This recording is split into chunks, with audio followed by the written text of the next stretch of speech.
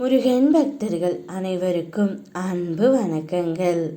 என் அன்பு குழந்தையே, உன்னை சுற்றி உள்ள அனைவரும் உத்தமர்களாக உன் கண்ணுக்கு தெரிகிறார்கள்.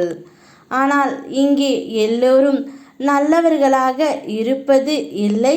இன்றைய காலகட்டத்தில் அனைவரும் உன்னிடம் உண்மையாகவும் நல்ல எண்ணங்களுடன் பழகுவார்கள் என்பது இல்லை தங்கமே.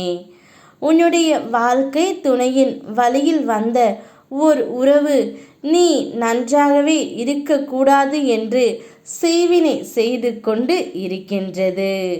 ஆனால் அவர்கள் செய்யும் அனைத்து தீங்கு காரியங்களையும் நான் முறியடித்து விடுவேன் என்பது அவர்களுக்கு தெரியவில்லை தங்கமே.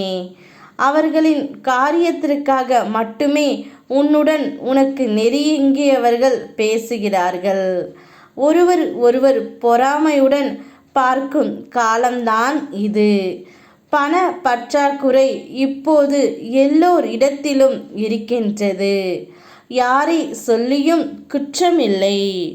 உன்னுடைய முன்னேற்றத்தால் தன்னுடைய வாய்ப்பு பறி போனதாக உன்னுடன் வேலை பார்க்கும் சக தொழிலாளியே உன் மீது பொறாமை கொள்கிறார்கள். இதேபோல் பொறாமை எண்ணத்தால் சில நபர்கள் உன்னை பார்ப்பதால் தான் உனக்கும் உன் குடும்பத்திற்கும் கண் திருஷ்டியும் செய்வினையும் வந்துவிட்டது. பல பிரச்சனைகளும் உன்னுடைய வீட்டில் ஏற்படுகின்றது. உன்னுடைய அடுத்த வீட்டில் வாழ்பவர்கள் கூட உன்னிடம் உண்மையாக பழகுவது இல்லை தங்கமே.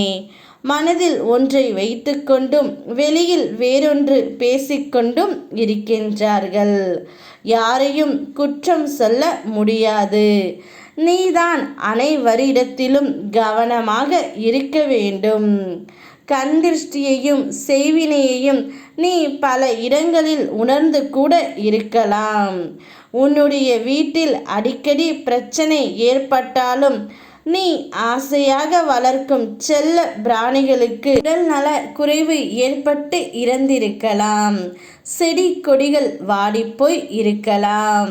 நடைபெறவுள்ள சுப காரியங்கள் தடைப்பட்டு இருக்கலாம்.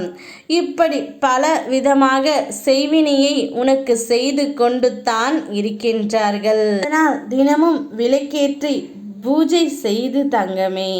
என்னுடைய ஆலயத்திற்கு அவ்வப்போது சென்று விட்டு வா.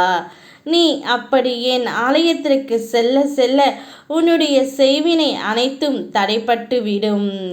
என்னுடைய தினமான செவ்வாய்க்கிழமையில் 6 தீபம் ஏற்றி வழிபடு. அனைத்தும் நல்லதாகவே நடக்கும். ஓம் முருகா.